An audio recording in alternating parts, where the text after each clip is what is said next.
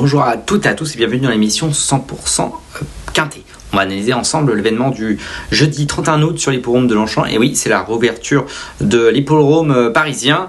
C'est le prix du Bel Air, 1600 mètres à parcourir. Ils emprunteront la grande piste. Formule handicap pour des chevaux de 3 ans. Le terrain est annoncé bon souple, 3,3 au pénétromètre. La piste est forcément neuve, il n'y a pas eu de course depuis le 14 juillet. Donc une belle piste, une piste superbe, si on en croit les organisateurs de France Gallo. Donc voilà, ce qui va privilégier probablement les chevaux qui vont un petit peu de l'avant. On va tout de suite passer au tableau des partants.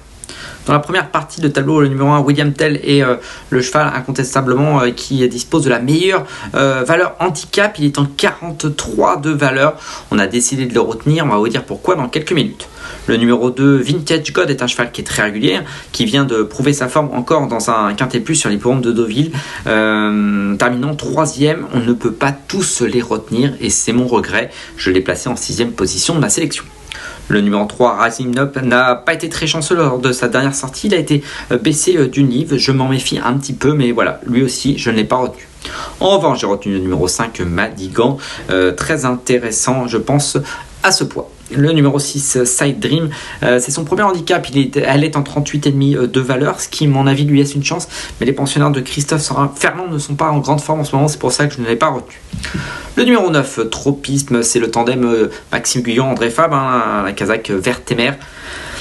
Il n'a pas du tout plu lors de sa dernière sortie dans un handicap et je ne l'ai pas retenu. En revanche, j'ai bien aimé la dernière sortie du numéro 10, Le Freinet. On passe à la deuxième partie de tableau. Dans cette deuxième partie du tableau, le numéro 12, Quartz du Houlet, est à mon avis la belle base de cette épreuve. Il faudra le retenir. Le numéro 13, Melbora, sa dernière sortie très intéressante. Le numéro 15, Mohob, je m'en méfie un petit peu. Je le trouve bien placé pour son premier handicap en 36 de valeur. C'est l'entraînement de Michael Delzangle qui, pareil, traverse une période un petit peu compliquée. C'est pour ça que je ne l'ai pas retenu.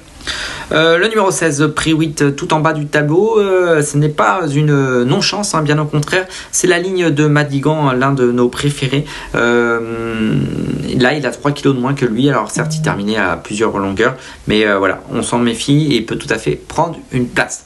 On passe tout de suite à notre break, on fait le papier.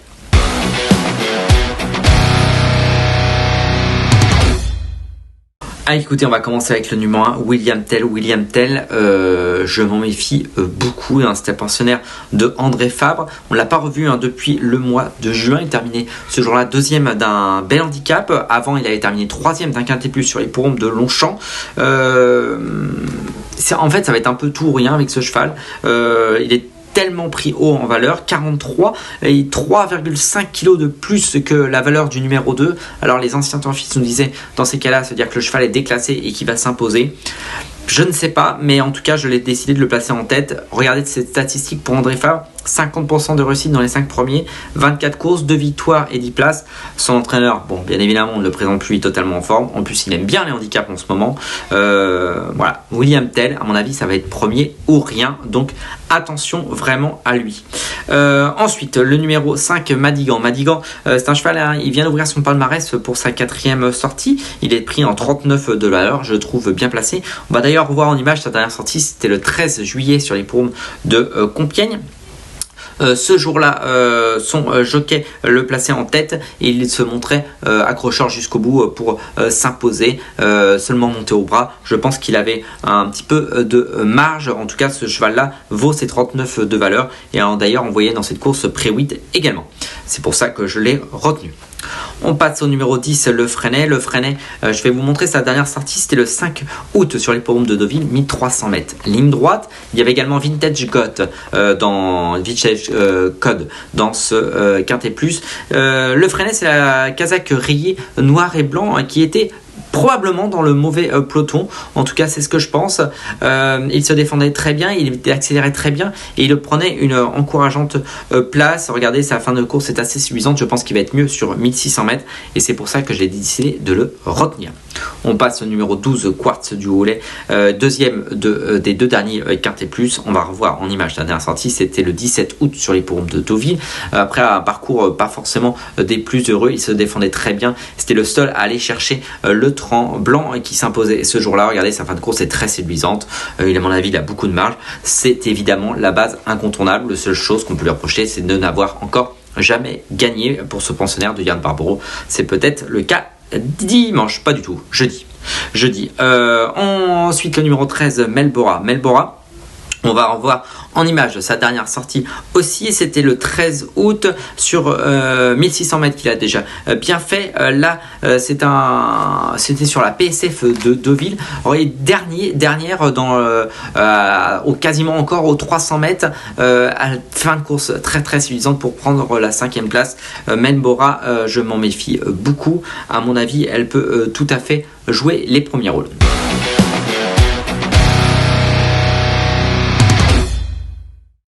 Voici donc ma sélection pour le Quintet Plus du jeudi 31 août.